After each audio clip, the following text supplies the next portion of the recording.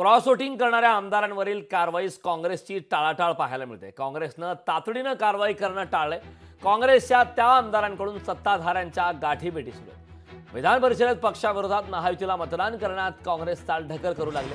Cross voting करणाऱ्या आमदारांवर कारवाईची 19 जुलैची deadline टळून गेली. दुसरीकडे जे संशयित काँग्रेस आमदार आहेत ते मात्र खुशाल सत्ताधाऱ्यांच्या गाठीभेटी घेतात. पाहूयात या संदर्भातला एक स्पेशल रिपोर्ट.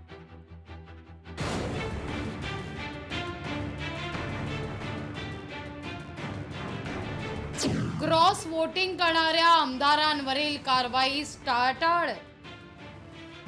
काँग्रेसनं तातडीनं कारवाई करणं टाळलं. काँग्रेसच्या त्या आमदारांकडून सत्ताधाऱ्यांच्या गाठीभेटी. विधान परिषद निवडणुकीत क्रॉस वोटिंगचा 7 आमदारांवर संशय. त्या आमदारांवर 19 जुलैपर्यंत कारवाई करण्याचा इशारा काँग्रेस नेत्यांनी राणा भीमदेवी थाटात दिला होता. आता 19 जुलैची डेडलाईन उलटून गेली आहे. ज्या आमदारांवर कारवाईची शक्यता होती ते आमदार बिनधास्तपणे सत्ताधाऱ्यांना भेटताना दिसतायत. हिरामण खोसकर ठाण्यात मुख्यमंत्र्यांना भेटले, तर जितेश अंतापूरकर भाजपवासी अशोक चव्हाणांना भेटले. सुलभा खोडकेंनी अजितदादांचा वाढदिवसाच्या कार्यक्रमात सहभाग नोंदवला. काँग्रेसचे आमदार सत्ताधाऱ्यांच्या संपर्कात असताना ते आमदार मात्र बिनधास्त सत्ताधाऱ्यांसोबत फिरतायत. काँग्रेस मात्र कारवाई करताना कचरताना दिसतीये. टप्प्यात आल्यावर शिकार करू असं थातूर मातूर उत्तर काँग्रेसचे नेते देत आहेत. जाहीर करण्यापेक्षा ते असं म्हणतात की शिकार को तभी करना है जो रेंज में आता है.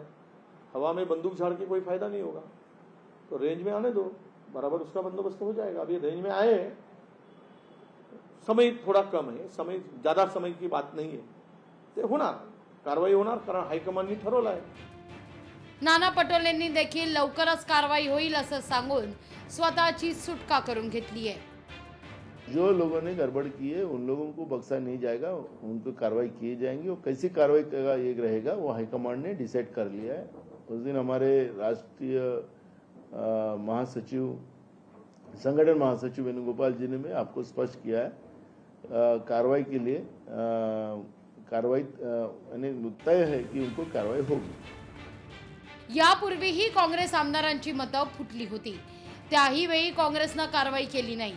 आता ही कारवाई करताना काँग्रेस हायकमांड हात आखडता घेत असल्यानं बंडखोरांचं मनोबल आणखीन उंचावण्याची शक्यता नाकारता येत नाही.